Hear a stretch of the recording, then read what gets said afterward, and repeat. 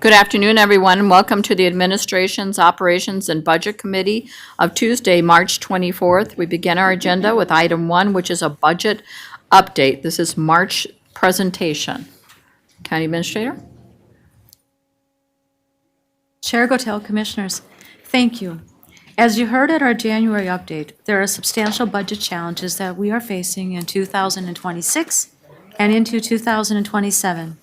The goal of these budget update presentation is to provide transparency and information to you and to our residents regarding the tracking and monitoring of the county's financial health throughout this year. This is our second update of the year, and in today's presentation, you will hear about our progress throughout January and February. Throughout this process, we continue to ground our work in disparity elimination. As demonstrated in Operation Reconnect, our response to Operation Metro Surge, we have redirected resources, prioritized strategies, and continue to bring innovative solutions such as small business relief to assist our community. We remain steadfast in our commitment of services to residents as we ensure the county acts with stewardship of public resources. I'm now going to ask Joe Matthews, the county's Chief Financial Officer, to provide the budget update. Thank you, Mr. Matthews. Welcome. Thank you, Madam Chair, Commissioners. Brief agenda for today. We'll walk through some year-to-date financials. We'll give you an update on the current federal impacts, and then I'll hand it back to Administrator Wentland to talk about our budget management strategies for the remainder of the year. If we can go to the next slide. First slide, just to walk you through. This is a snapshot of where we're at with staffing currently. The first column, just to highlight for everyone, we had 9,762 positions in the county budget for 2026. That's down significantly from 2025, when at this time last year we had just under 10,000. I do want to highlight that we did break out the Sheriff's Office and the County Attorney's Office. Those numbers are also captured in the Law, Safety, and Justice line of business. As we go to the next column under the hired FTEs, that really shows you how many staff have been hired into positions in the departments. Hired means that if you're somebody who works 80 hours every 2 weeks, you would be 1 FTE. These are the positions that are effectively filled. We have 100 fewer positions filled in the county than we had last year. That's a product of us holding positions in 2025 and continuing to hold in 2026. The third column is the variance from budget, so it's just the difference between those two columns. You'll note one area that I really want to call out is human services. When we adopted the 2026 budget, we had an aggressive target for them to reduce their overall staffing to get to a sustainable level. And so they have been working through that. They're doing that through an attrition process. We're not doing layoffs. And they're making fantastic progress. They have about 129 more positions to go to get down to their budgeted level. But again, we're doing that and we're making sure that we're focusing staffing and hiring in the areas where we need them most critically. The other area that I will just highlight is the sheriff is the one other area that is currently over complement. As you're all aware, there was a number of staffing conversations that have been going on. And I think there'll be opportunities for more detail in that conversation as we go through the year. The last column is actual FTEs. So after we've hired staff relative to the budget, obviously people do not always work a full 80 hours. We have employees who are on paid family leave. They might be on a medical leave of absence. They may be on FMLA or paid military leave. And so you'll notice as we look at the actual column, the total number of actual FTEs that we had as of the end of February was 9,280. That is about 300 fewer than the prior year. So from in terms of an impact of what's hitting our financials, we have 300 fewer full-time staff equivalents on payroll. That's significant for us. We're also, again, doing that through a prioritized hiring process and a lot of hard work from all of our leaders across the county at all levels to prioritize that. Next slide, please. This slide, I'm going to just walk through. There's a couple different charts here in this combination that I want to highlight. I'm going to start with the bar graph. There's a blue column and a gray column. The blue column is our 2026 actual spend, and the 2025 actual spend is the gray chart. I'll highlight for the commissioners that we are actually spending less per month in both January and February than the prior year. It's about $7 million difference. That's largely a product of the holding that we're doing on hiring. So as we have 300 fewer people on payroll, that does show up in our financials month to month. The other thing I would highlight is we do not have a linear spend cycle at the county. We don't spend an equal amount per month. You'll notice that the summer months are more active. That's very much driven by the calendar and the cycle of construction and other activities, things like the assessor's office and some of our summer clerks in the attorney's office. Those all ramp up over the summer. Elections this year in 2026 will obviously ramp up hiring as we go through the summer and into October, heading into November.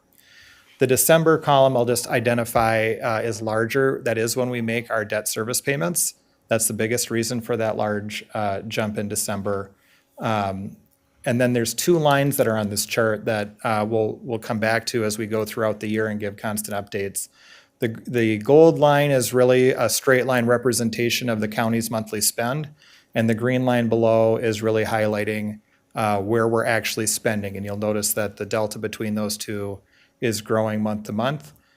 It will not always grow or change at a linear rate as we go through the summer, but it does show you how we're continuing to hold tight as we go through, and we'll continue to work with departments to evaluate that as we move forward. Next slide, please. And you can jump to the next one right away. Just to highlight some federal impacts, these are slides that you've seen before with some updates. The current impacts that we're experiencing right now is really the first round of impacts on the SNAP food security cuts. It's a loss of revenue for human services of about $8 million this year. It's just a reduction on what we're paid by the federal government to provide that service. The other thing that I would highlight is, again, that we have $62 million in federal grants that are currently under various protective orders. As the board is well aware, the county is party to about a half a dozen lawsuits that offer us legal protections so we can continue to draw down those federal dollars. And we will continue to update that as those numbers change, if they do change over time. I would also point out that some of those protections are the result of work from the Attorney General's office, and so when they join lawsuits on behalf of the entire state of Minnesota, those sometimes do afford us additional protection as well. And county administration, senior staff, Office of Budget and Finance have all been working together, along with grants management and administration and compliance and the county attorney's office. And so we've had great coordination internally and then with the AG's office as appropriate on those, and we're appreciative of that. Next slide, please. There's currently 3 grants. We've added one more since we last gave this update. The first 2 grants had been canceled back in January. So we had one for Homeland Security, for FEMA, for shelter and services. There was 3 grants totaling $8.5 million. $2.7 million was still left to be spent before that grant was canceled. There was also a targeted violence and terrorism prevention program grant from FEMA that was canceled that had about $67,000 left to spend. The last one, the third grant, is the new one, and that is a CDC federal infrastructure grant. We did fully expend that grant before it was canceled. So we put it on the list highlighting that that grant was canceled by the federal government before it expired, but we did actually complete all of the work under that grant and we did receive the reimbursement. So we didn't actually lose any funds in that case. Other local governments, if you talk to your peers around the state or county, they may have had unspent portions that were canceled, similar to what we described for the 2 above. Next slide, please. What we're looking for as we move forward are obviously future impacts. We are expecting the next round of SNAP impacts to really center on what they call the error rate. I'll defer to others if you want a more detailed explanation to how that works. But the fiscal impact is a $20 million loss of revenue to offset our administrative costs for that work. And that is in addition to the $8 million that was described in the previous slide. So that $20 million would hit our budget in 2027. The next one is HUD and housing security, which we've touched on before. In December, HUD had made proposed a change that would have cost communities in Hennepin County about $12 million. They ultimately backed away from that proposal, but we are anticipating that that's the policy that the administration will follow. And even though the administrative process that they were pursuing in December didn't move forward, we would anticipate that through the normal federal appropriations process, that would be the target that they would aim for. So we're watching that. Medicaid for the county departments is something that we continue to evaluate. So we've been reaching out to all the finance staff in North Point, Hennepin Health, and other areas to try and get our arms around what that impact will be. As soon as we feel confident in those estimates, we'll bring that back before the board. But the other big impact on Medicaid is really going to be what hits the hospital down the street, which you're all aware of. The cumulative impact on Hennepin healthcare system from 2027 to 2038 is $1.7 billion. You're all very aware of that. There's a proposal on the agenda later today to talk about some ways to try and counteract that. But 1.1 billion of that loss is a loss of directed payments over the next 10 years. And directed payments, for those in the public that may not be aware, is an enhancement to the Medicaid rate for safety net government-owned hospitals so they can provide care. They obviously lose funds on all of those patients that they serve, and the directed payments are a way to help them stay fiscally solvent. And the federal HR 1 will be phasing that out over a 10-year period. The other roughly 600 million or 0.6 billion from Medicaid is an estimate on how much revenue the hospital will lose due to disenrollment. So new eligibility requirements, a more frequent cycle of eligibility that will begin costing them an estimated $40 million next year, but then over the next 10 years that grows to about 600 million. Next slide, please. I will hand it back over to Administrator Wetland to talk about our budget strategies for the rest of the year, and happy to come back for any questions. Thank you, Joe. Thank you, Mr. Matthew. Welcome. Chair, Commissioners, we will continue using budget management strategies, including the hiring management that Joe just outlined and showing that we have initiated throughout January and February of this year. We are reviewing our contracts and looking at contracts and taking a pause on contracts that are not mandated, and we'll review them as we proceed.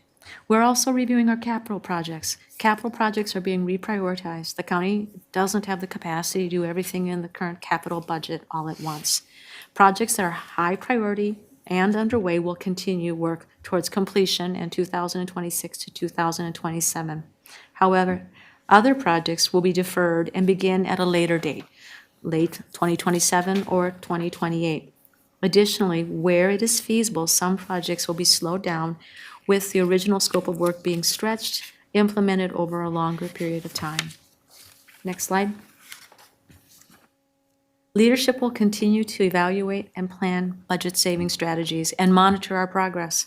Our teams in Grants Management Administration and County Attorney's Office will continue their work on tracking federal impacts, and we plan to return in June with our next update.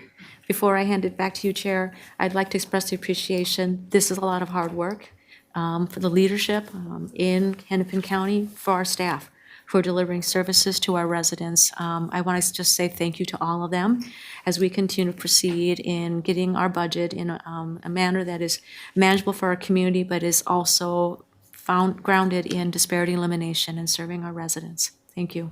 Thank you. I just want to say that our budget woes right now are significant challenges for ourselves right now, in our future, and in the next years to come. And looking at you, County Administrator, and your staff to help us out with this, I appreciate the fact that you have taken this extremely seriously, that you're looking down the road, and that you're making sure that the board is well informed about these things way ahead of time so that we can talk about that. I have one quick question, and I'll open it up to my colleagues up here, but I'm wondering, are we hearing any more about any other possible significant cuts as we move through some of the process at the federal level? Welcome back, Mr. Matthews. Thank you, Madam Chair. We have our IGR staff, as well as all of our departments, who follow those issues closely, monitoring and reporting back when there's issues that have come up. The federal CRT team that actually does the federal triage of all interaction meets twice a week and actually talks on a daily basis. So we do feel confident that as things are coming up, we hear about them. We are absolutely relying on all of our collective leadership at the executive committee and the director level to try and gather up that information. So what we're sharing with you right now is what's on our radar. We obviously don't know what could all come out of future appropriation processes, and we are, anxiously watching to see how that will all proceed in Washington. And I wish I knew more than Okay. that, but Right. we will absolutely report back as we know things and they become clear to us and we can quantify them for you. I appreciate that. Thank you. Commissioner Fernando. Thank you, Madam Chair, and thank you, Administrator Wetland, Mr. Matthews, for this information. Just for those following at home, this is the first time that I've been on the board where we have been providing this level of budgetary detail this early on, and that is an absolute response to resident feedback with respect to the financial pressures. So I want to thank residents for offering such direct feedback, and of course to staff for putting this together. On slide 8, I wanted to just acknowledge that the left side, for anybody watching at home, is it slide 8? The spending under budget for January and February. If you could go to the bar chart. I just want to highlight that the left numbers are the lines, right? Now, I'm just trying to confirm. Other way. So the total budget for the year is the 3.1 billion, which is the scale on the right-hand side for the lines, and then the left is the bar chart. Left is the bar chart, and this is why I'm saying it out loud. I think, is it not opposite? Estimated monthly is the line, and that has the left amount, and then the bar chart says it's cumulative, so that's the right side. Is that accurate? Yeah, Madam Chair and Commissioner Fernando, the blue line, you're correct. The blue line, actually, that blue line does associate with the legend on the left. So the average monthly spend for 2026, if you took the 3.1 billion and just divided it, it would be that blue line. Yeah, so Madam Chair, I just want the public to see, because the scale is like a 7x, 7.5x scale.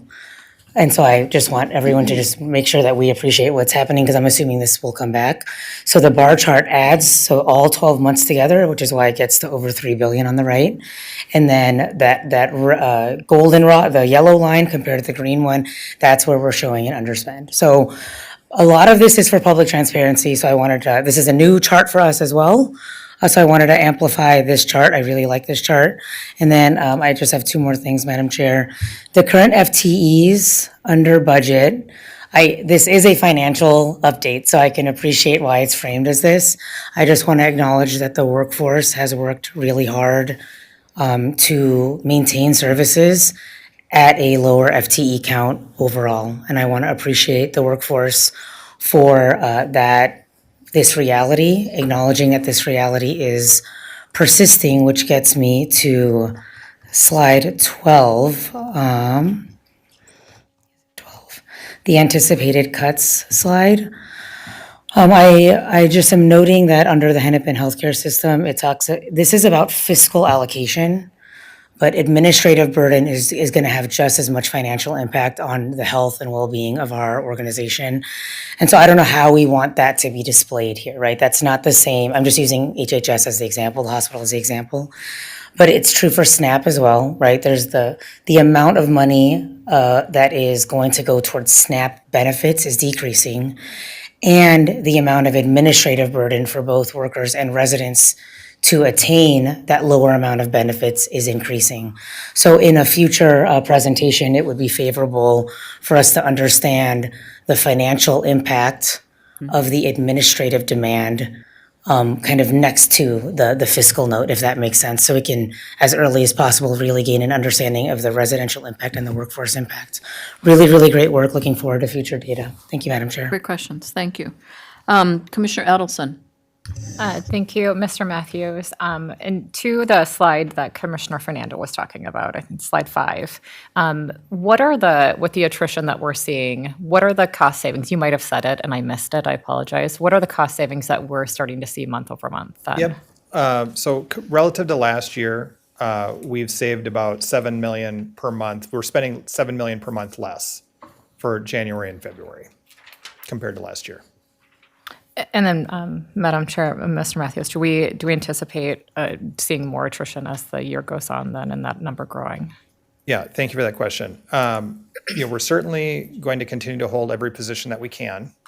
I think as we go through and we see areas where it's really critical, so for example, if we have an area that really needs to hire to continue to deliver the service, we're going to make that hire. And so we are going to try and hold everywhere that we can. We have not set a concrete target saying we need to get to X positions. We're really trying to prioritize so that if an emergent issue comes up in one area, we know that we have the flexibility that we can make that hire. Again, just to echo Commissioner Wetland's comments, we are really focusing on the service and the residents. And we are trying to be as fiscally nimble as we can. And that means trying to look for every opportunity for savings while we have that ability to do that. And because we're acting early, we do have the flexibility if something comes up. And so not trying to dodge a number on the specific hires, but we really are going to let that need in the community drive that hiring decision. And then, Madam Chair, just one further thing on slide 9, the Medicaid anticipated cuts we still have as TBD for the county. We'll have specific. We have a lot of Medicaid services within that. Do we have an anticipated time when we can start getting projections of what that's going to look like? Yeah, Madam Chair, Commissioner Edelson, we are close to having that ready. We were going to try to have that at this presentation, but we're just not quite confident yet on how solid those numbers will be. We want to make sure that when we bring you information in the setting, that it is numbers that we're confident will hold. So I would expect that we'd have those by June. We may communicate something earlier than June, just because I know it's been a point of interest for all of you. Thank you. Thank you. Commissioner Anderson. Thank you. Actually, that was my question. So thank you. But kind of as a follow-up on that, is there like a degree of certainty that you're looking to achieve? Like there's with cuts, especially Medicaid services and how kind of interdependent it is on so many different things. I think when you present it or when you provide us the information, some like level of certainty, if you have it, like we're 95% sure or 50% sure. Like I think that's helpful. I don't expect everything, especially in projections, to be 100% perfect. But understanding like where it is, I think is helpful. So thank you. Commissioner Green. Thank you, Madam Chair. Thank you so much for this work, and I know it's a team effort, so big thanks to everybody. And I want to echo something that Commissioner Fernando said about workers, specifically frontline workers. You know, it feels because 2026, the setting of the 2026 budget is behind us, that really we're looking to the future, and we're at the beginning of a process, and it's just going to get harder, and everybody is doing more with less, and that's not going to stop. So I just want to really thank people who are absorbing that. I also wanted to commend this format. I know I said this a couple months ago when we sort of saw this for the first time, but this is just so understandable, and I think it's great for us. It's also great for our residents, and I look forward to pointing people towards these minutes of this meeting, and I'm really appreciative of the regular updates. I had a question about slide 8, that's the grants terminated slide. I wanted to just make sure that there's an effort across the county to spend money that's federally granted. I'm sure there is, but I see your head nodding. Thank you. Yeah, Madam Chair, Commissioner Green, I can assure you, our departments have been really phenomenal over the past year. We've always had a culture at the county to try to leverage our federal and state resources as best we can. And so they are doing a really great job of trying to execute. We have asked them to slow down a little bit just to make sure we can evaluate all of the new terms and conditions that have been presented. And there's been a lot of other administrative roadblocks. And, you know, the earlier comment, there's the fiscal impact that we're highlighting, but there is a lot of additional administrative work that has happened. And so again, you know, there's a cross-departmental team that on a daily basis is helping our departments navigate that process. And I think we're very happy that we've not had them sitting back on the work. They're getting the work done. And then we're trying to move very quickly to get the actual reimbursement back from the federal government timely. So yes, I can assure you our goal is to safely draw down any federal dollars that we can and then identify anywhere we feel that there's terms or conditions that are problematic for us. And we certainly don't want to be out of compliance as we move forward in our work. Thank you. Like that, I so appreciate that answer, which is a mixture of, yes, the urgency, and it doesn't behoove us to be like completely willy-nilly. You know, thank you. Sounds fantastic. The other slide that I wanted to comment on is slide 9. This is the anticipated cuts. So just for those listening at home, like notice that the dollar figures here have the letter B by them. This is presented, and I appreciate it, in a very matter-of-fact way so that people can come to their own conclusions. The facts speak for themselves here, but these numbers are insane. If you think that our annual budget is 3-point-something billion, and these figures are basically half of that. So I just wanted to pause and acknowledge the magnitude here.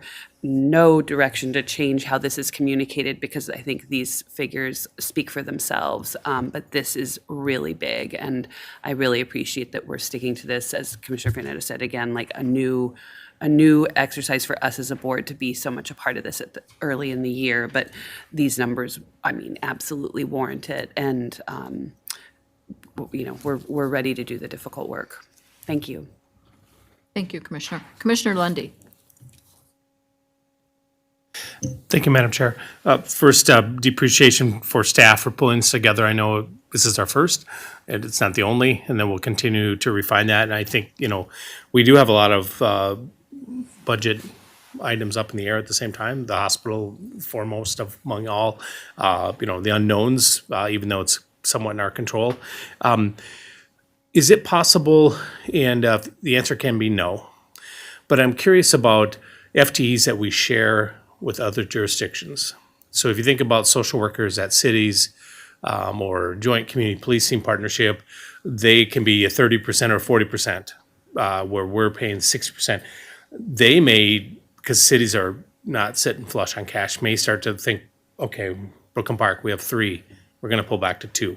So now suddenly we've lost 30% of the revenue, and we're sitting on a FTE. So I would anticipate that everyone else is going to be doing the same exact thing that we are. So any FTEs that we have that's a shared budget, I think might be interesting to point out. Is it a big number? No, but could it be a number? I think it very well could be. We're talking like, 10 people could be a thing in there, and then we're eating the full budget.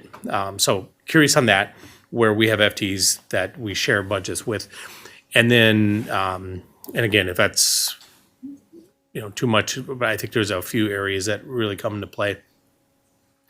I'm also very curious about, and I'll ask this every time we do the budget, I want to know when Minneapolis is going to start reimbursing for police time, the time that the sheriff spends patrolling.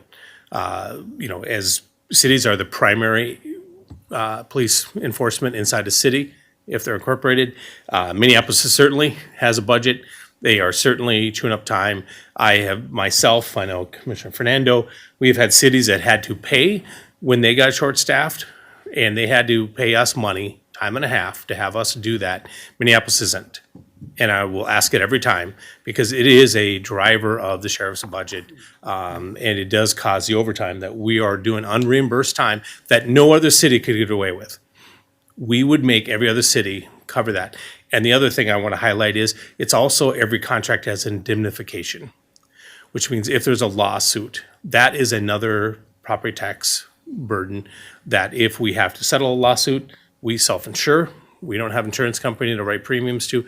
So anything that we have only one city that doesn't have to indemnify us also comes back to that same thing, which is we have to, if there's a lawsuit, if we have to settle, that means that it is another area where the non-Minneapolis is reimbursing. So I will continue to ask that because I think it is important.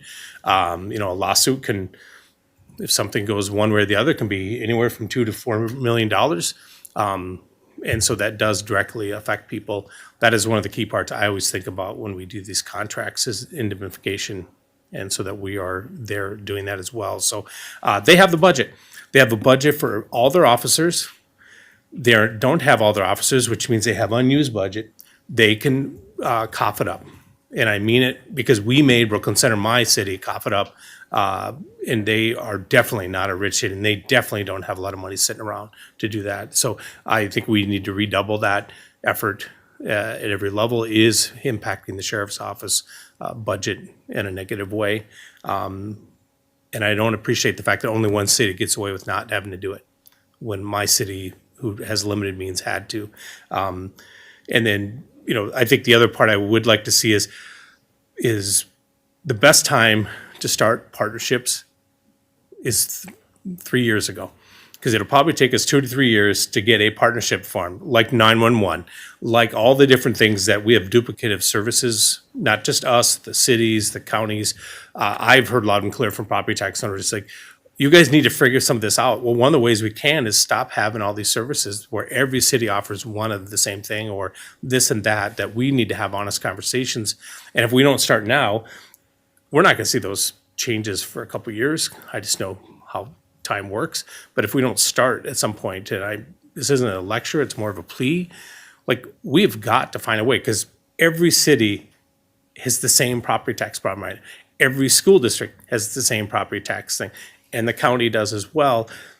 If we don't start to find ways that we can start to share resources, I like the tax assessors. I think the other cities should just say, this is something the county's gonna cover, cut the budget. My city of Brooklyn Park could save 1.5 million if they would do that. I have no idea why that isn't done. That is a savings that would hit the property taxes of Brooklyn Park. So I think that there's something, and I know county administrators get together, and I know you talk with city administrators. I think we should be asking them. I don't think it should be an ask. I think it really should be demand, because the property taxpayers are just like, everybody's going up 8 to 12%, every single one of them. And last time I checked, wages aren't going up that high. So I think it's really a plea to all of us to think about how we can do things differently and do it together, because I just think we're pricing people out when we do all these different things. And we're not individually doing it, it's us collectively. And therefore, I think the solution is on that as well. So, thank you. Thank you. Commissioner Conley? Thank you, Madam Chair, and thank you, Mr. Matthews and Administrator Wetland, and just everybody, all the staff who work really hard to put these budgets together. Commissioner Lundy reminded me that I have not spoken yet about looking at new revenue sources, which is my favorite thing to do. Counties have been put in a terrible position, being that we are limited in where our revenue streams come from. Property taxes, federal grants, and state dollars, with a few one-offs here and there. But ultimately, that's where the majority, the bulk of our revenue comes from. We cannot rely on federal grants anymore. And property taxes, we can't continue to go upwards in that area. And so I know that we're looking at several ways to diversify our revenue stream, so to speak, through various ordinances. And I know that our staff, our brilliant staff, have been looking at where else can we look at to bring in new revenue to our county? Because I think that within that conversation around what counties are up against right now is also the conversation around how are we going to get out of it? And part of it is dedicated new revenue, and part of it is dedicated new revenue from spaces we may have not collected revenue from before. So I think that that's also part of why we're getting these budget updates, because we're in a situation now that we haven't seen ourselves in before. And counties across the country are experiencing what I like to call this squeeze, this attack against counties that limit our ability to do what we're obligated to do and mandated to do, because our revenue streams are just so limited and they're finite. And so I'm anxious to see what new revenue we can bring in, what those conversations will look like 6 months from now, what they'll look like next week. But I think that that's a big part of this, is what revenue that are we not getting that we should be, and then also what new revenue do we need to explore. So thank you. Thanks. Any comments? Okay. Well, thank you, colleagues. I really appreciate it. Thank you, Mr. Matthews. Thank you, Administrator. We will move on in the agenda to item 2, which is the minutes from the previous meeting of March 10th, 2026. I'll entertain a motion. Move approval. It's been moved and seconded. Any corrections or changes? All those in favor signify by aye. Aye. Motion carries. We have several items in the routine. I will read them. If anybody wants an explanation, please just let me know. Item 3A is a principal agreement with Wayzata Public Schools for fiber optic collaboration starting 4/7 of 26 through 12/31 of 27. I'll move this. Do I have a second? Second. Any questions, comments? All those in favor signify by aye. Aye. Motion carries. Item 3B is to reallocate $69,725 in state fiscal year 2026 Youth at Work funding from Lutheran Social Service to Brooklyn Park Economic Development Authority, Brooklyn. Would you like to move it, Commissioner Lundy? This is your baby. Thank you, Madam Chair. Please, I would like to move it, yes. I'll second it. Any discussion? All those in favor signify by aye. Aye. Motion carries. Item 3C is to negotiate agreement with PFM Financial Advisors LLC to provide municipal advisory services from 5/1 of 26 to 4/30 of 31. Do I have a motion? I'll move it. Been moved and seconded. Any descriptions anyone needs? Commissioner Anderson. Yeah, if I could, I would just appreciate a quick overview of this one. Thank you. Madam Chair and Commissioner Anderson, Sarah Brown from the Office of Budget and Finance is here and can speak to. Welcome, Thank you. Ms. Brown. Good afternoon, Madam Chair, County Board members. My name is Sarah Brown. I'm the new Debt and Investment Manager, backfilling for Kathy Cardell, who is retiring April 3rd. Before you is a board action request to negotiate a contract with PFM Financial Advisors LLC for municipal advisory services. Per the Hennepin County Debt Management Policy, it is the practice of the county to retain an independent registered municipal advisor to provide services related to the structuring, rating, and issuance of all debt issues of the county. Municipal advisors have a fiduciary duty to act in the best interest of their clients. The county does an RFP for municipal advisory services every 5 years. Our current contract is with PFM and expires on August 31st, 2026. As part of the procurement process, the RFP was sent directly to 6 firms actively engaged in providing municipal advisory services, as well as made publicly available through the county's procurement portal. 2 firms responded to the RFP, Baker Tilly Municipal Advisors and PFM Financial Advisors LLC. The firms were evaluated by representatives of OBF and the county attorney's office with assistance from purchasing. The evaluation panel concluded that PFM's proposal best met all criteria set forth in the RFP and to be awarded the contract.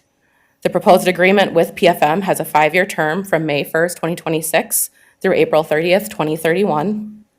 It's likely that Hennepin County Housing and Redevelopment Authority, the Hennepin County Regional Rail Authority, Hennepin County Healthcare, Inc., and possibly other county affiliates will require services of a municipal advisor. Therefore, it is recommended that PFM serve as municipal advisor to those entities as well. And with that, I'll stand for any additional questions. Commissioner Anderson. Thank you so much. I just really appreciate having that overview. As I think this is a 5-year term, I don't recall hearing about this in the past, so I just appreciate getting that update. So thank you. Certainly. I'll call the question. All those in favor signify by aye. Aye. Motion carries. Thank you, Ms. Brown. We have one item for discussion and action. That is an agreement with the Minneapolis Foundation to receive matching funds for an anti-displacement community prosperity program. Do I have a motion for this? I'll move the R1, Madam Chair. Oh, there was an. And I'll second. Been moved and seconded. Could administration give us an update? Madam Chair, Kay Adam is here to provide a discussion on this item. Welcome, Ms. Adam. I want to begin by thanking you all for your approval last year to move forward with 14 contracts totaling about $2 million across the 3 ACPP pillars, housing stability, business stability, and real estate development. Since that time, we've been hard at work translating that approval into action. The vast majority of those contracts are now either fully executed or in the final stages of signature with only a small number remaining. Today's request is a continuation of that work, an important step in strengthening the program's foundation. As many of you know, the ACPP legislation requires that all program expenditures be matched with non-state funding. This agreement with the Minneapolis Foundation establishes a clear and reliable mechanism for Hennepin County to receive philanthropic dollars that can serve as that match. It allows us to align those funds directly with the ACPP board. We are recommending your approval for it. Thank you. I know some of my colleagues have worked diligently on this. Commissioner Fernando. Madam Chair, I just want to thank Kay and the entire team for the problem solving.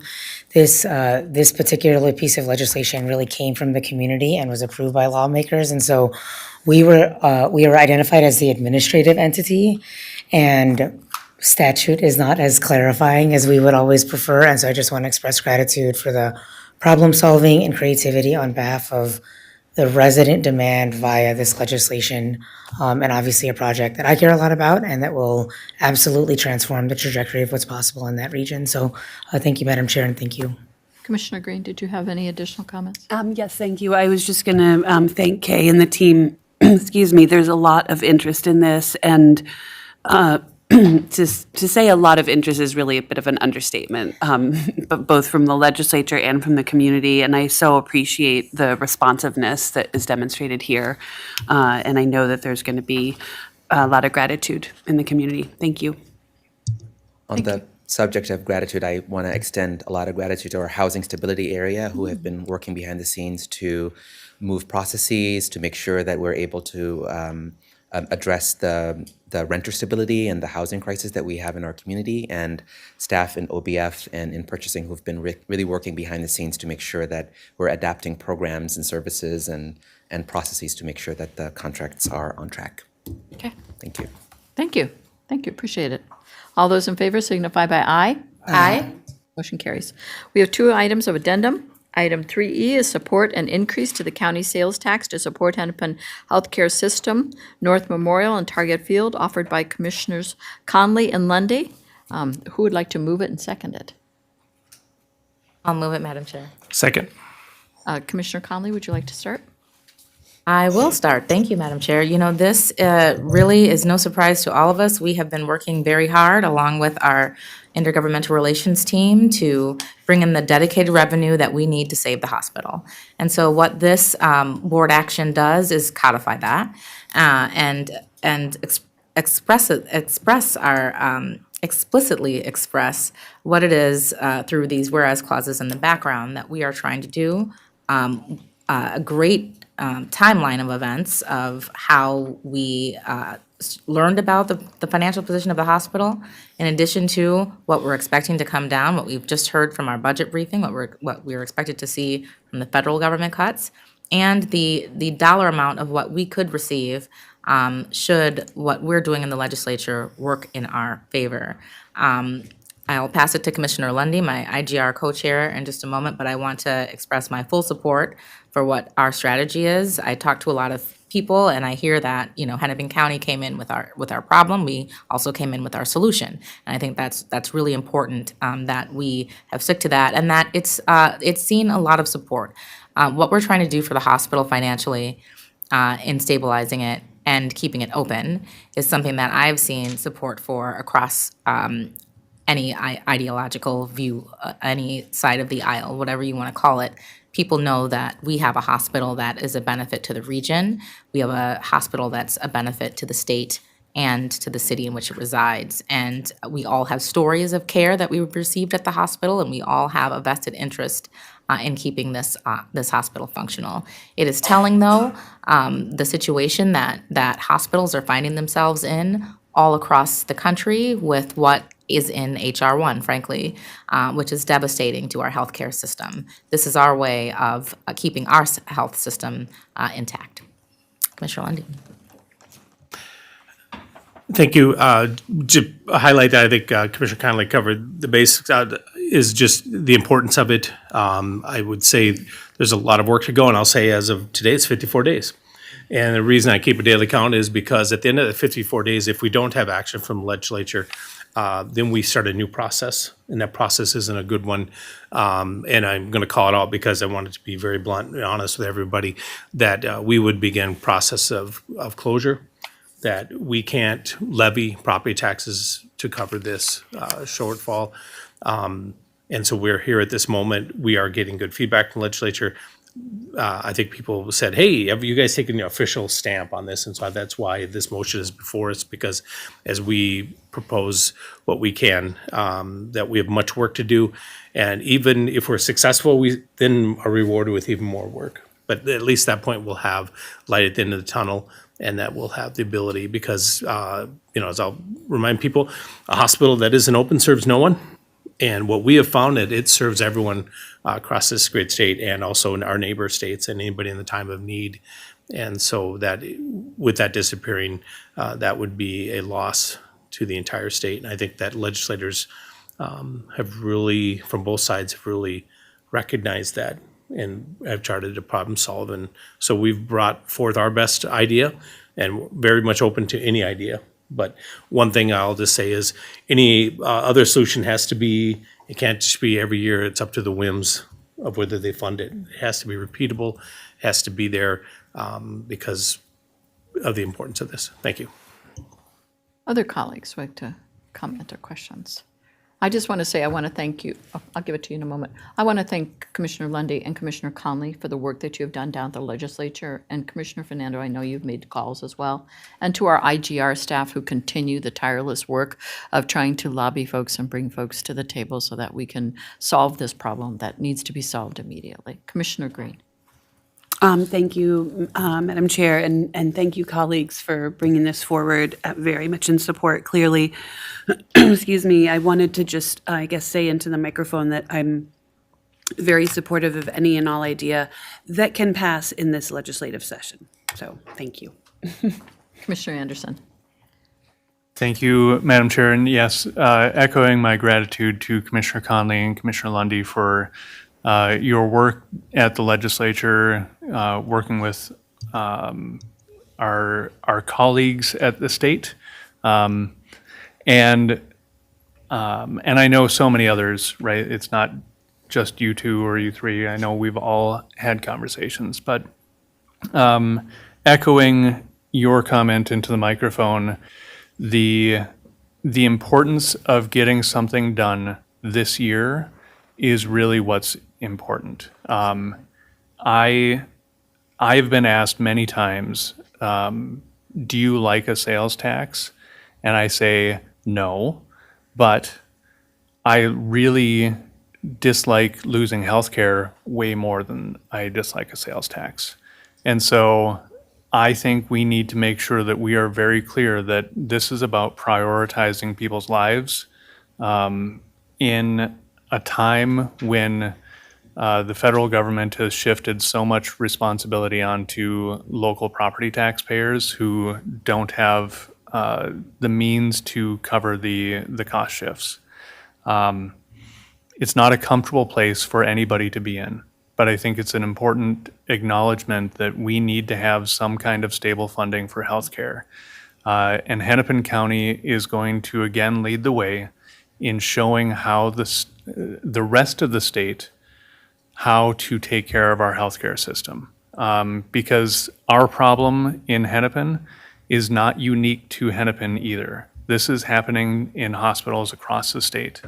And I really hope that the legislature in its future iterations can figure out how to support healthcare across every community in the state, because that's what we really need.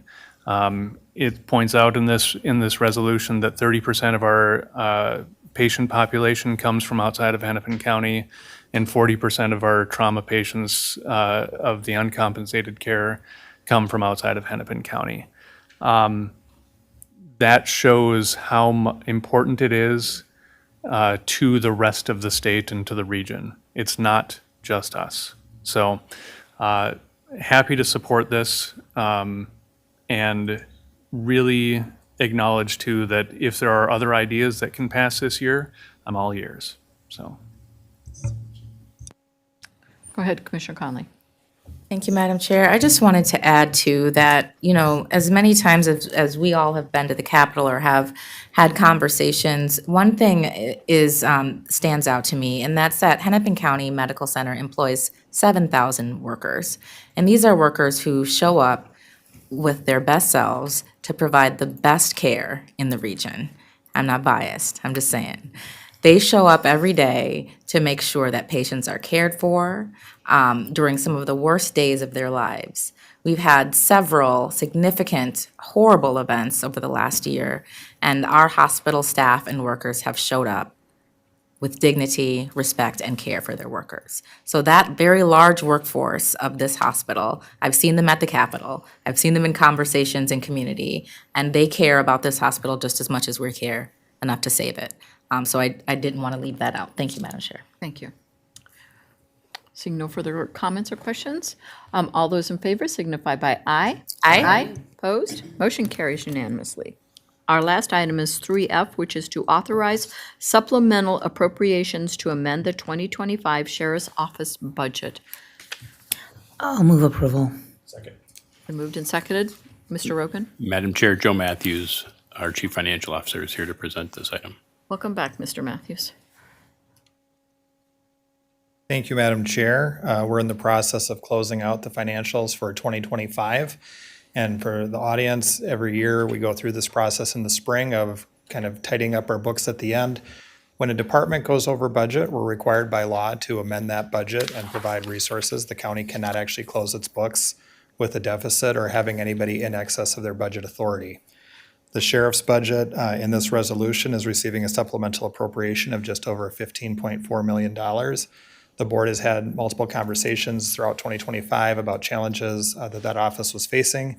Most of this is due to personnel services. I would draw your attention to the attached schedule. There's 3 different sources of revenue that we're using here. First, I would highlight that there's some restricted fund balance in the general fund. That reflects state public safety aid that was appropriated in 2023. We received that in one lump sum that year, and it was planned and spent and budgeted over a 3-year period. So that $3.4 million is the last of that public safety aid provided by the legislature. We also have about $288,000 in the sheriff's forfeiture funds that are being utilized. And then the most significant amount is our unrestricted fund balance, where we're authorizing use of $11.7 million to offset those expenses in that area. If you have additional questions, I'm happy to answer them. We will have another resolution coming later this spring, probably in late April or early May, that will wrap up the remaining departments. The others are not this significant in terms of the overage, but it is normal for us to have some small number of departments each year that we do have to tidy up. Questions or comments from my colleagues? Commissioner Fernando first. Thank you, Madam Chair. So 11.7 million from unrestricted fund balance. And so the total amount, 15.4 million, is that like 1.7 levy points, or let's talk in levy points just because we're already talking about next year's budget, and if you could just clarify, I'd appreciate it. Madam Chair, I believe that for 2027, a 1% increase in the county's levy generates about $11 million. So if you were to levy for this, it would be probably about 1.2, 1.3 million, somewhere in that range. So Madam Chair, just the comment is for the whole organization, this board really is seeking to kind of look under the hood and really ensure that we truly understand each expenditure and trying to get that just as early as possible. So for those following at home, this county board will vote on its maximum levy in September, which means all of that financial analysis really is finalized over the summer.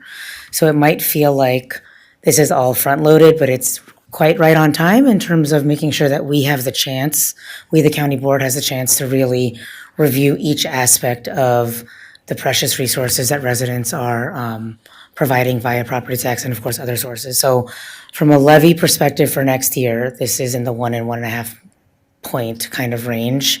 1 levy point just from the unrestricted fund balance, and then the total amount being about 1.5 levy points. Thank you, Madam Chair.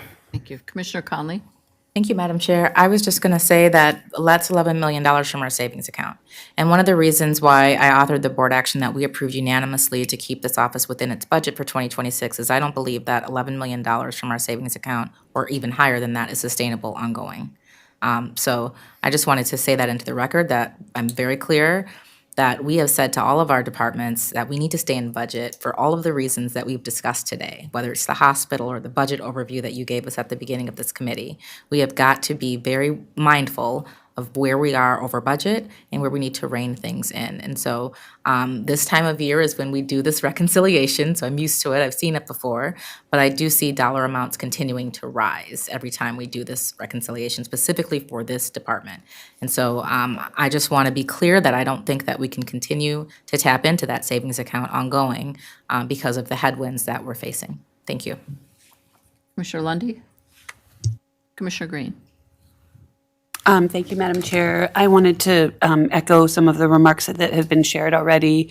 As Commissioner Conley alluded to, this is an annual process, and so we are used to seeing, documents like this come across basically for every department in the county, or every section of the county, if we don't want to say department. Excuse me, but I don't want that repeated process to convey any sense that it doesn't all get combed over with a fine-tooth comb. And, given everything that we've been discussing today, especially about the budget, this is no exception. And with dollar figures like this, it's just not business as usual. It cannot be at this magnitude, period, let alone given what the duress that the county is under in other ways. So thank you for remarks that have been made, and I wanted to just second them. I just want to make a comment about when a department or an office, this is an office, has a budget this far outstanding over and above what they should have been spending, it lends to more scrutiny. It does for us. And we need to put guide rails around these kinds of things, and we will, and we have been. And I just want to thank the staff, and I think we will be looking at it much more closely and on a regular monthly basis to make sure we can shift or change or make some hard choices if we have to in the future to make sure that this particular office comes in on budget. And I think that that's very significant, and we have to get serious about this. Go, Commissioner Edelson. I just have to, I wasn't going to speak, but I just have to offer the alternative also of this is the sheriff's office has a very unpredictable job, and I thank her for her service.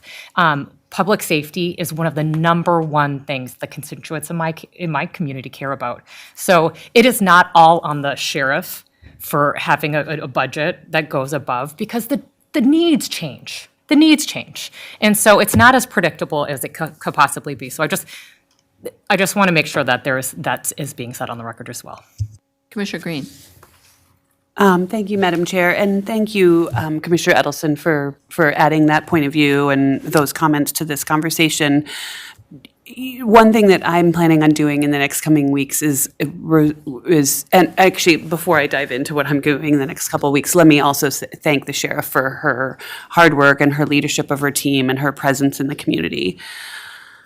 Something that I want to do in the next couple of weeks is reacquaint myself with the legislation that creates Hennepin County and that creates the Hennepin County Sheriff's Office, because I know something that I've heard repeatedly over the last 12 years of service is that the Hennepin County Sheriff's Office is not actually responsible for public safety on the streets.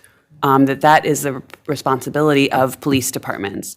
And I share the voice of your constituents, my constituents as well, who are concerned about public safety. And I know Sheriff Witt has talked about, when somebody calls 911, my objective as a peace officer is to ensure safety. And yet, my understanding of the mandate of the Hennepin County Sheriff's Office is to run the jail, safely transfer people from the jail to the court system, provide for public safety in very small communities in western Hennepin County that do not have the sort of tax base to have their own police force, and provide public safety on bodies of water, the river, Lake Minnetonka. And so I want to sort of reconnect with what that language says and the pressure that has been put on her office and this budget, and see where I net out on this. But I do have questions for both. I guess I want us to look and reconsider the community ambitions for the Hennepin County Sheriff's Office when it is not funded to provide public safety for Hennepin County. That is the role of local police departments. Thank you. Commissioner Edelson, you want to respond? Yeah, Madam Chair, and I just pulled up the statute actually, so I just want to, it's here, let's just talk about it. So Minnesota Statute 38703, the sheriff shall keep and preserve the peace, that's public safety. Pursue and apprehend felons, execute court orders, warrants, and legal process, and attend district court when required. Then it goes into the jail and custodial requirements, court security and transport, service and process. So I just want us to be, when we're having these conversations, the information is, it's accessible. And again, we have to look at, I always say with public policy, you can zoom in, you can zoom out, and you can see the whole big picture. And again, some of this is not completely within the control of the sheriff. And it's not within the control of us, because there's, by statute, we have to allow her and her office to perform certain duties, or we're not in compliance with the law. So I'm all done now. Okay, Commissioner Green. Thank you, and thank you so much for pulling up the language. I really appreciate this. This conversation reminds me a little bit of a tour that I took last year it was through the National Association of Counties, and it was down along the border. And the idea was to look at the border wall and sort of see the pressure that Border Patrol is under. And, their hope, of course, that we would all walk away and say, oh my gosh, like they need more funding. We've got to put more people along the border so that we can, defend our borders and all that. And my takeaway was, no matter where I fall on the issue of the border, we are throwing good money after bad if we think that there's a way to secure the border. It is like this multi-hundred-mile long stretch that there is not enough money in the United States to quote-unquote secure. And so in this case, I asked myself, like, we are not funding the sheriff to provide public safety for Hennepin County. And so, and also, I'm not, I guess, I'm going to, reveal my cards. I'm not willing to fund the sheriff to provide public safety for Hennepin County. I don't think that can be something that office can take on and do well. I think there has to be more pressure put on the local police forces. And I really appreciate what Commissioner Lundy teed up about the city of Minneapolis. I've already emailed staff to ask for more information about that. The sheriff's office is not set up to succeed to provide public safety for Hennepin County. And so I think we should take a look at that. Thank you. Commissioner Conley. Thank you, Madam Chair. To me, this is just about the budget. All departments are unpredictable. Last year, when the feds cut SNAP, Hennepin County had to find millions of dollars to infuse into our food banks so that people could eat. And just last week, 2 weeks ago, we found $2 million to give to small businesses who couldn't stay open during the surge. So I would say that all of our departments, all areas within the county, all offices are unpredictable because we don't know what the federal government is going to do at any given moment. And so we have to be able to respond to our mission and our vision. We also have to be mindful of the budget that we work on from February to September. I think you all started in February throughout the year so that we can have a good budget set by December. By the end of the year. And I know that we work with every office, the county attorney, the sheriff, we work with every department within our jurisdiction here to come to a budget that we can manage for the following year. So that's what we did last year. In 2026, we set a budget that everybody, contributed to. All departments, all offices contributed to that budget. And now we're reconciling that budget to the tune of $11 million overage. What I don't want to see happen and what we can't afford to see happen is that when we're doing this in March of 2027, there aren't double-digit millions that we have to account for because we don't have the money to do it. We won't have the money to do it. HR 1 goes into effect January 1. SNAP cuts are already happening. So for me, this is a budget. This isn't about anybody's office and how they run it or what their obligations are. It's about when we set a budget, when we set a budget, the obligation is to stick to that budget. That's what our taxpayers expect us to do. That's what we are obligated to do as elected officials, setting this budget and approving it and voting on it at the end of the year. And so my expectation is that every department comes into the budget they were asked to come into. Because yes, we might have to go into the savings account to make sure people can eat when SNAP gets cut. We might have to go into the savings account to make sure that people and organizations that provide food to the community are well funded. I know that we had to pull back some of those dollars last year because we couldn't afford to do it, right? So there's a ton of things that we're just up against right now, a ton of headwinds, as we say, that we're up against. And my goal is to make sure that every office, every department, stays within the budget that they are set to stay into, and to make sure that it's a budget that makes sense to them. And for 11 months out of the year, you all are doing that. So thank you. All those in favor signify by aye. Aye. Opposed? Motion carries. And I call us adjourned.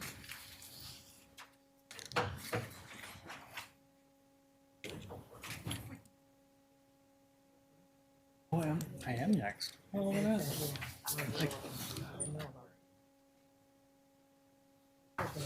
that. One motion? Yeah. I'm gonna.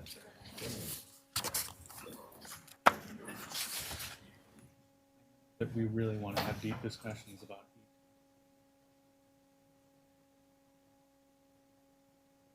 What? No?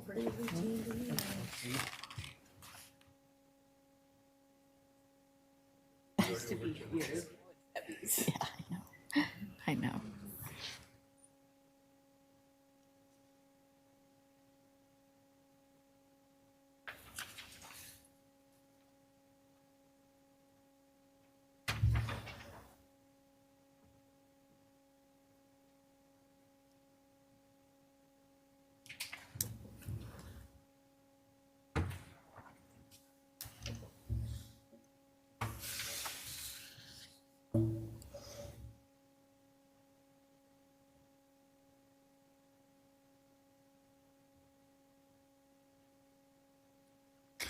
I will call to order our Public Works Committee for today. Our first item on the agenda is to approve the minutes from our March 10th meeting. May I have a motion and a So second? moved. Second. We have a motion and a second. Any additions or corrections to the minutes?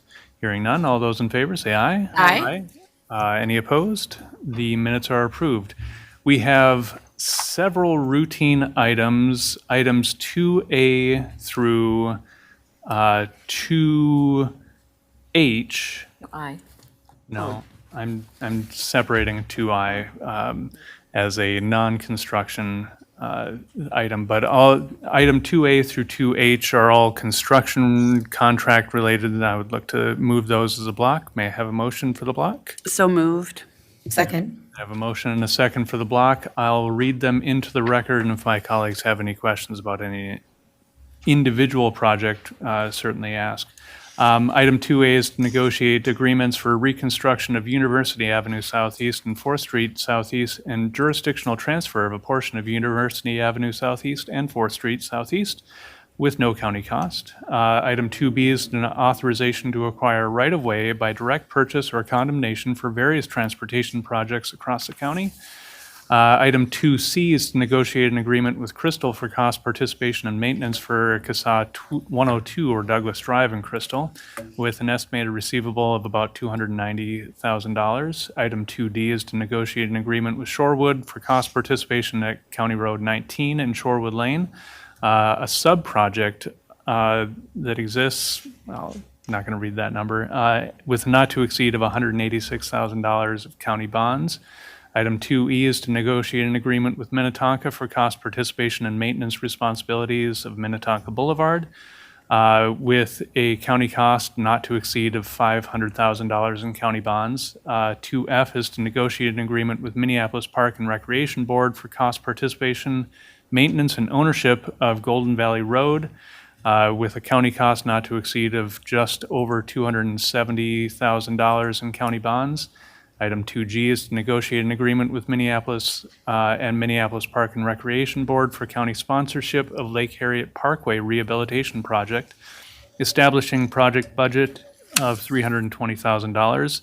It's a state park road account fund. And 2H is an amendment to Amendment 2 with HNTB Corp. And extending the period to 12/31/29, increasing the not to exceed of just over $6.3 million with county cost of $3.5 million of state GO bonds and 2.8 in state aid dollars.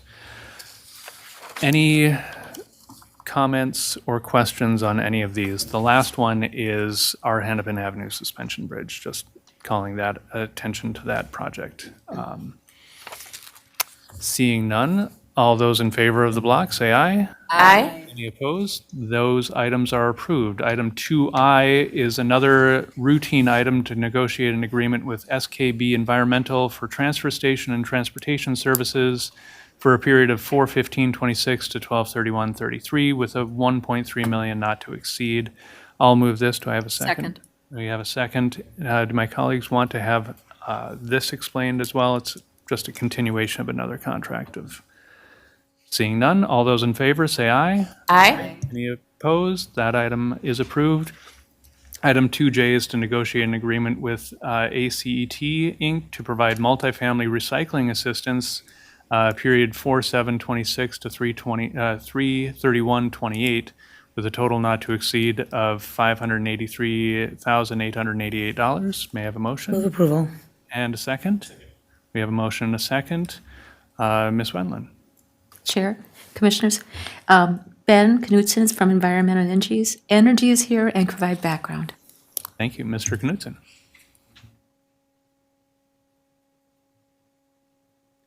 Chair Anderson, Commissioners, my name is Ben Knudsen with Environment and Energy.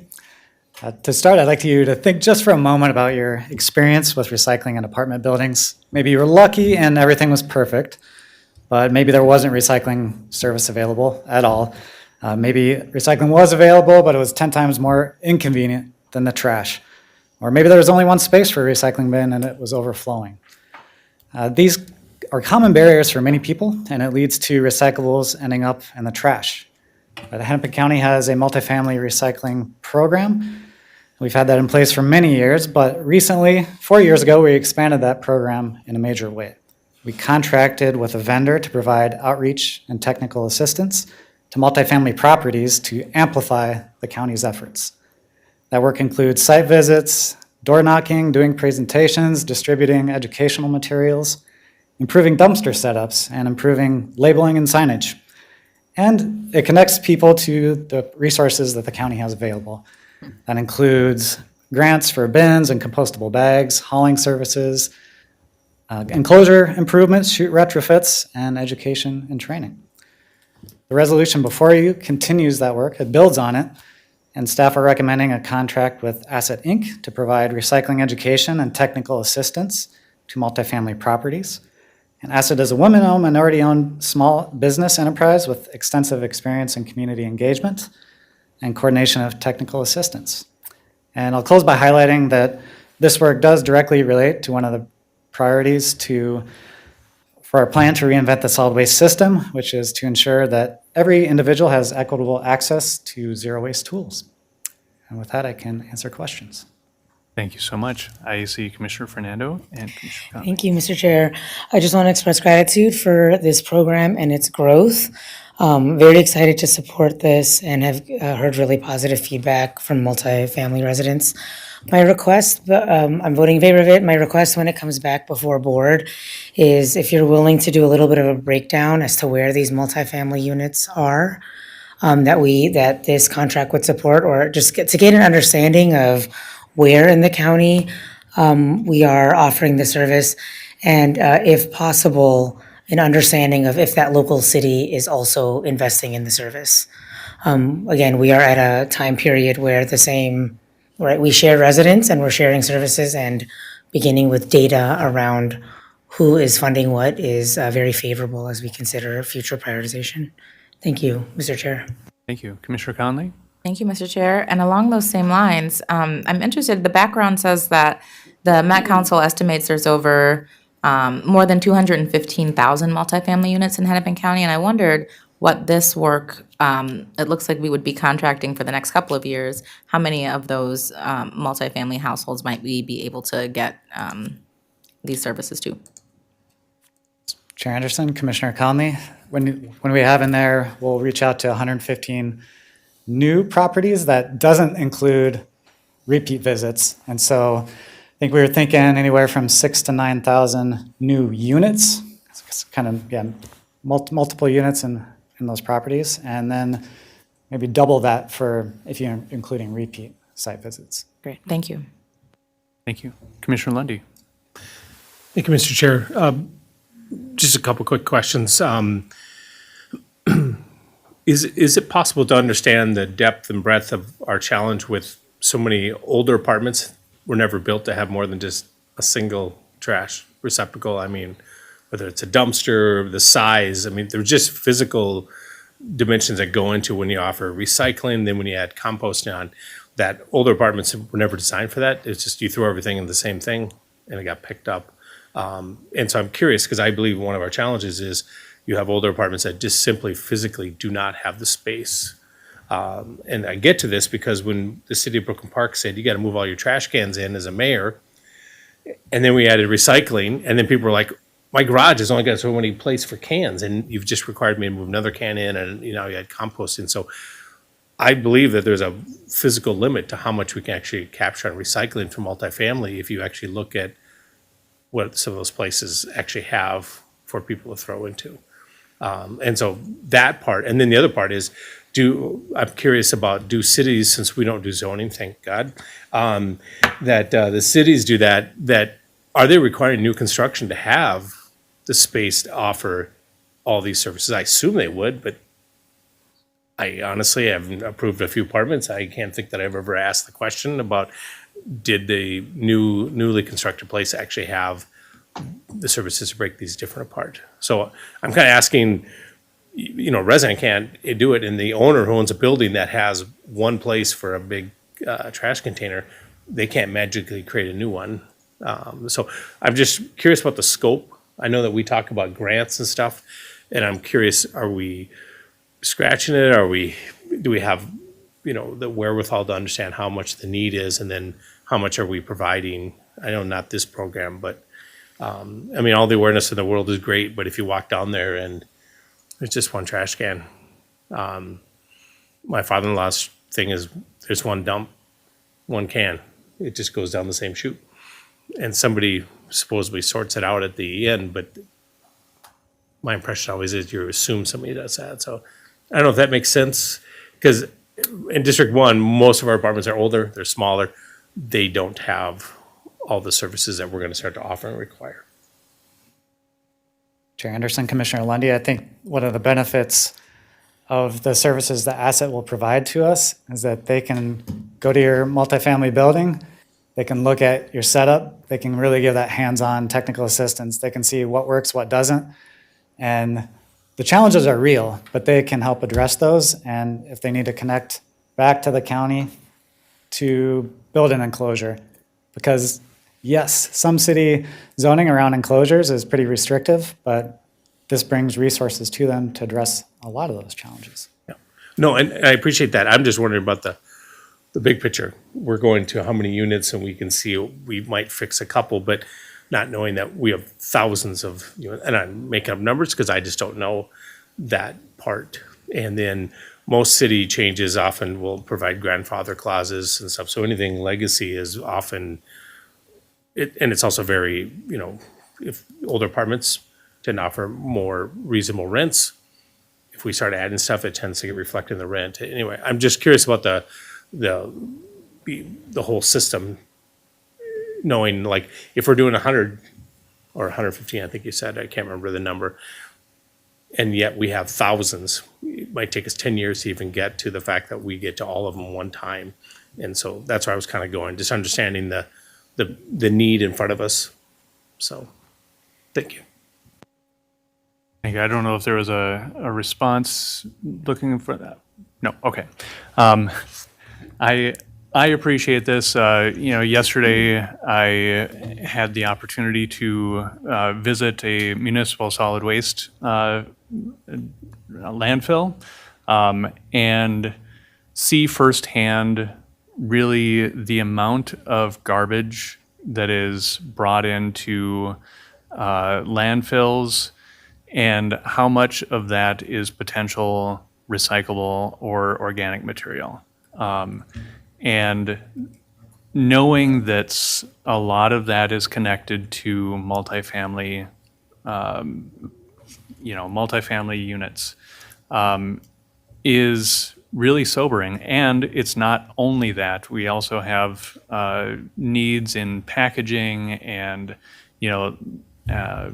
and the materials that we are getting in our waste stream that cannot be recycled in their, like, in the form that we get them, right? Like, I think there's a bill for producer responsibility to make sure that there is that materials are recyclable or reusable.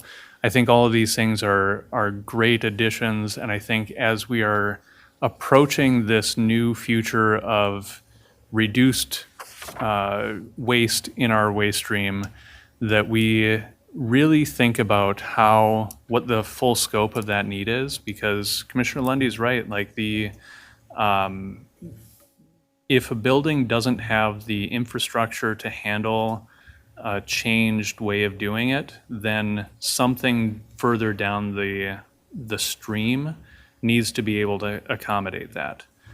So if a building doesn't have the means to sort out trash, then somewhere down the line, trash needs to be sorted. And I think that's, a step that we've been going down with a proposed pre-sort facility. I know that that's probably something that we're going to have to really evaluate more and more as we're evaluating our zero waste future. I'm appreciative of this. I hope that we can continue on with our work of making sure that every resident in Hennepin County has the opportunity to responsibly dispose of the materials that they buy in order to live in Hennepin County. And I hope that in the future, we're at a place where those materials can be responsibly disposed of without adding into landfills or without incineration. I think that's a dream that we would have, and hopefully we can get there. And this is part of that work, so I appreciate it. Commissioner Green. Thank you, Mr. Chair, for allowing me to slip in. So as I was listening to you and Commissioner Lundy as well, I was struck that this work really feels like it reflects a balance. It's a balance of like how aggressive can we be towards shifting people to recycling, and that's sort of what I would call classic recycling, and also composting. And I guess I wanted to just say into the microphone, I like the balance that we're striking. I'm excited about this work. I realize that the dangers of being a focus group of one, but I'm struck recently, I moved from a single family home to a multi-unit building, how not only is composting so much harder for me in this multi-unit building, but then as a result, I'm using way more plastic in my trash because my trash is wet. And I have more trash, of course. And so I just think of that across, the many, many people who are living in multi-unit buildings. And I appreciate what Commissioner Lundy has said about sort of older infrastructure. How do we work with that? But I'm supportive of the balance and really appreciative of this work. So thank you. Thank you. Any other comments? Seeing none, all those in favor say aye. Aye. Aye. Any opposed? That item is approved. Item 2K is a resolution of support for Metro Transit's recommendation to advance the Metro J line and Metro K line and adopt both lines into the Metropolitan Council's 2050 Transportation Policy Plan. Move approval. Second. We have a motion and a second. Ms. Wendland. Chair Henderson, Commissioners, Dan Solar is here and can provide background information. Mr. Solar, welcome. Thank you, Mr. Chair, members. Dan Solar, Director of Transit and Mobility for Hennepin County. So today's action is to provide resolutions of support for Metro Transit's next two recommended arterial BRT lines within their system. So last year, Metro Transit narrowed down a list of various corridors to 10 corridors that they look to advance and make a recommendation out of for the next three, J, K, and L, as the next three arterial BRT lines. And so Hennepin County and our staff did work with Metro Transit to provide feedback and background on helping them to get to that level. And they have now reached a recommendation for J and a recommendation for K, with a recommendation for the third line, L, to still come maybe later this year as they evaluate a few.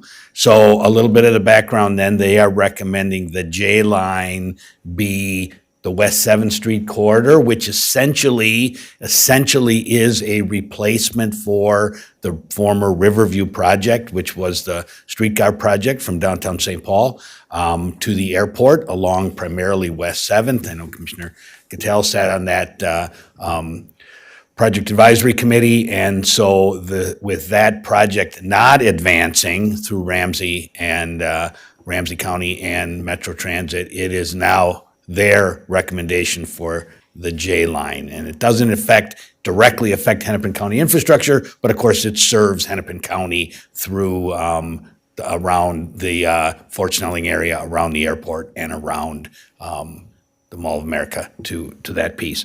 The second line they're recommending for the K line is Nicollet Avenue, essentially from downtown through and through Richfield in that area. And so that is in Hennepin County infrastructure on our segment of Nicollet Avenue in Richfield. Our team in Transportation Project Delivery has been working on the knowledge that this would be the next line, and so we've incorporated measures into that plan to be able to be ready and to accommodate that, and so Nicollet then becomes that recommended piece. I also want to note that while these are Met Council's recommendations, we continue to work with them on furthering Hennepin County's recommendations, primarily Lowry as a route, also Lindale, also a piece of 85th up in Brooklyn Park that could serve the Blue Line extension. So we continue to help inform where we think good arterial BRT lines will be and what the next priorities will be. But for your action today, because Met Council now needs to move these two projects, the J and K line, into the Transportation Policy Plan, they are looking for resolutions of support. And so that's what's in front of you today. Thank you so much. Colleagues? Yes, Commissioner Green? Thank you, Mr. Chair. I had a question and a couple comments. I wanted to ask, excuse me, if this is the usual way that the Transportation Policy Plan gets updated. What prompts me to ask is that, as you've alluded to, there is sort of a pipeline of lines coming towards let's say, elevation to the project, to the policy plan. And I'm interested in how frequently that plan is updated and if this is not usual. Mr. Chair, Commissioner Green, so the Transportation Policy Plan, as I understand it, is updated on its own on a regular basis, where the entire plan is updated based on feedback that comes through, and every once in a while, specific projects are added to it. If you remember, not long ago, we took an action here at the county board, you did, to amend to bring in the new route for the Blue Line extension and to add the Gold Line extension from downtown St. Paul into Minneapolis. So as projects advance and are ready to come in, especially if they are seeking various levels of funding, including federal funds, they must be amended into the TPP. Thank you for that. Appreciate that. And I wanted to thank you for your great work interfacing with the Met Council, and I want to thank them for the research I know went into this and went into the other lines that we'll be teeing themselves up. I'm absolutely, of course, in support of this, 110%. I do want to acknowledge a little bit of personal grief. One of them is just around Lindale. I'm so enthusiastic for Lindale to get this treatment, and thank you for naming it as sort of, something that feels like it might be next. And I know that the data is emerging. And then the other piece that's a little bit more of a regional conversation is just, the original vision, or, at least the vision that was in place for a long time, was that West 7th would be some kind of, something not a bus, I'll say. And as I thought about it, when I sort of think about the shape of the region, I thought about it as a triangle. We've got Minneapolis, St. Paul, and the airport, and let's say light rail or streetcar connecting the three sides of that triangle.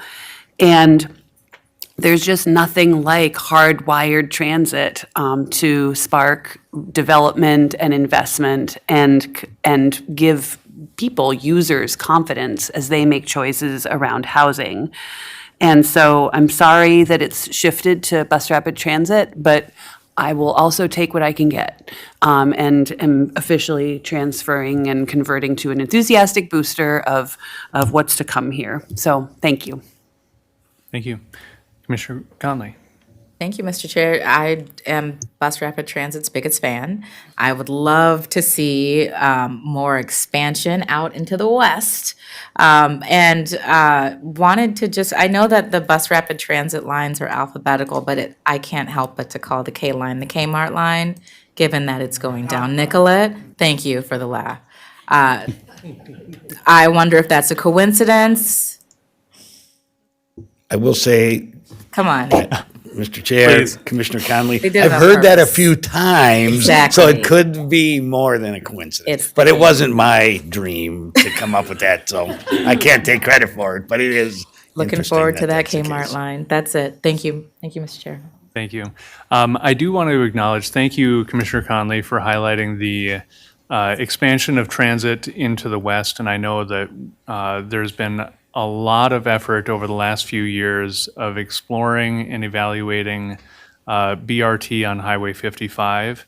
And while the result of that ended up not being a recommendation for BRT, there is a recommendation for regular service going out Highway 55. So we are eternally hopeful for showing the value of having transit available to residents along 55 through communities into Plymouth and Golden Valley and Minneapolis. So I know that we are always going to be looking for ways of responsibly expanding reliable transit options to all residents. So thank you.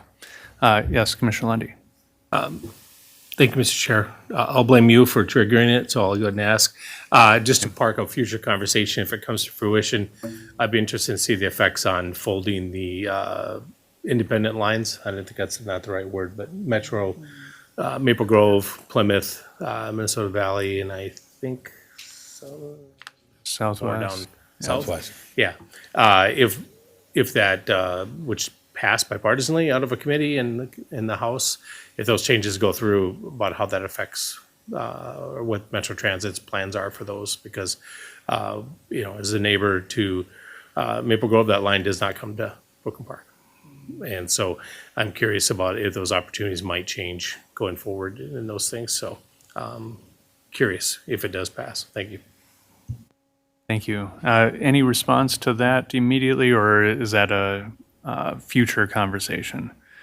All right, thank you. I will say, like, just from, the communities that I represent, that proposal is problematic for a number of reasons, not least of which is part of it talks about reduction in service to save money. And I think as you're looking at evaluating transit options, reliability of service is essential. And if we start cutting access to it, then people will stop using it. It's just how it's going to work. So I know Maple Grove and Plymouth have been very diligent about trying to make sure that they are providing the access and reliability of lines, express routes downtown. And I think that they would be, as evidenced by the partnership with Plymouth and the Met Council to explore the Highway 55, they're not opposed to working with the Met Council to meet transit needs, but the Met Council needs to be a partner in making sure that those transit needs are being fully met. So, and that's all I'll say about that. So, thank you. Seeing no other comments, I would proceed to the vote. All those in favor, say aye. Aye. Any opposed? That item is approved. Thank you, Mr. Solar. And I will declare us adjourned.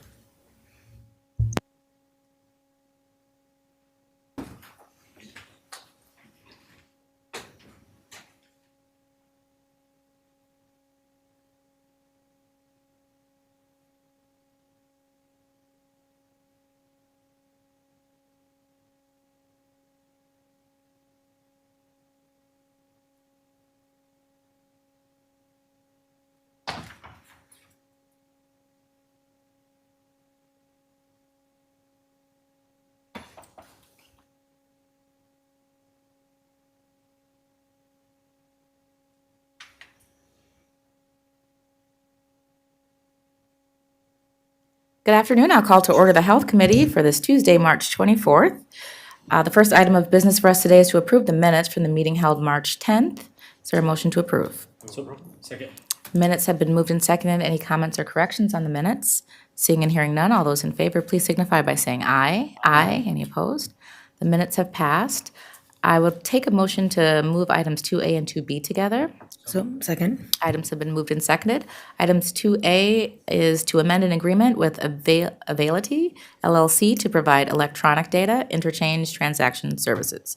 The dates on this are August 1st of 2017 through July 31st of 2029, increasing the NTE by 126,000 for a new NTE of 258,000. And 2B is an agreement through HRSA for the Ryan White HIV/AIDS Program Part A Emergency Relief Project Grant. The dates on this are March 1st, 2026 through February 28th of 2027. We are receiving a little under 1.7 million. Those items have been moved and seconded. Would anyone like any summaries of those? Seeing and hearing none, all those in favor, please signify by saying aye. Aye. Any opposed? Those two items pass, and I will declare us adjourned.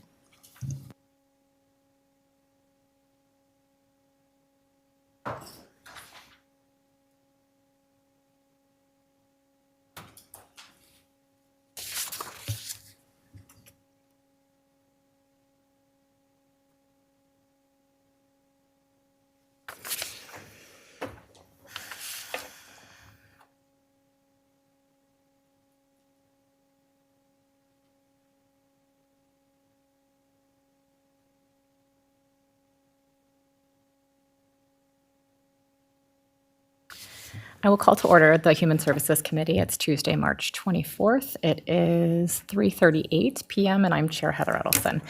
And our first order of business is to approve the minutes from March 10th. If I can have a motion. So moved.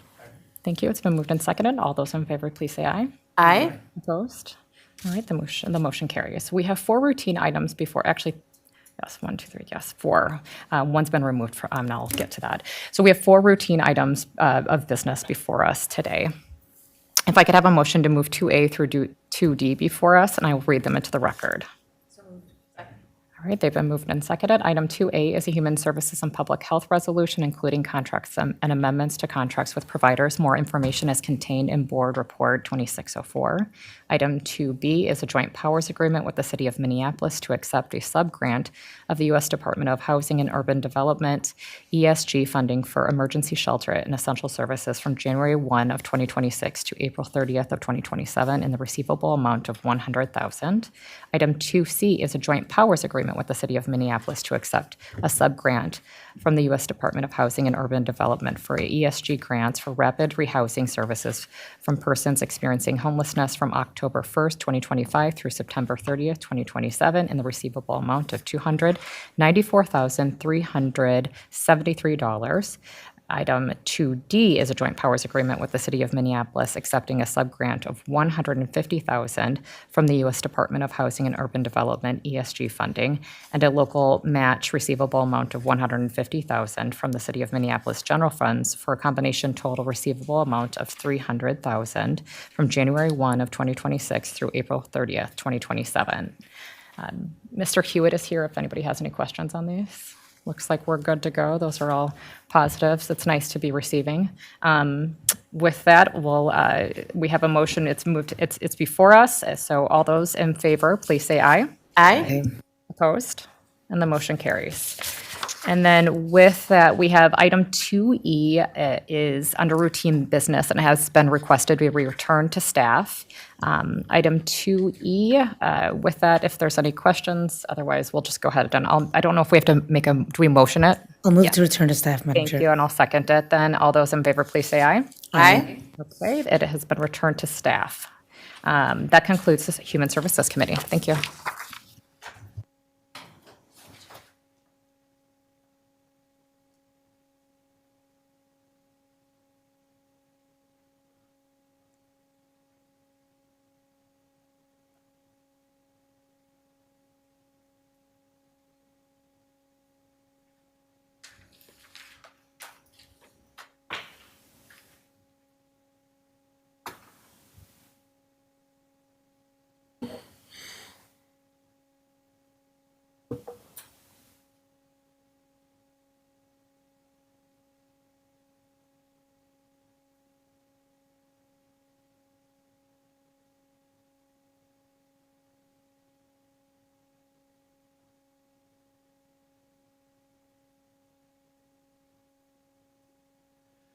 like to call today's Law, Safety, and Justice Committee meeting to order. We have just a couple items. First up is minutes from March 10th. If I get a motion, a second.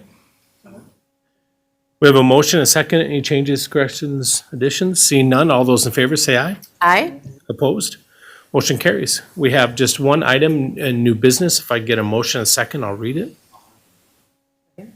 We have a motion, a second for 2A, which is a 2026-2028 Corrections Advisory Board appointments pursuant to Minnesota Statute 401.08.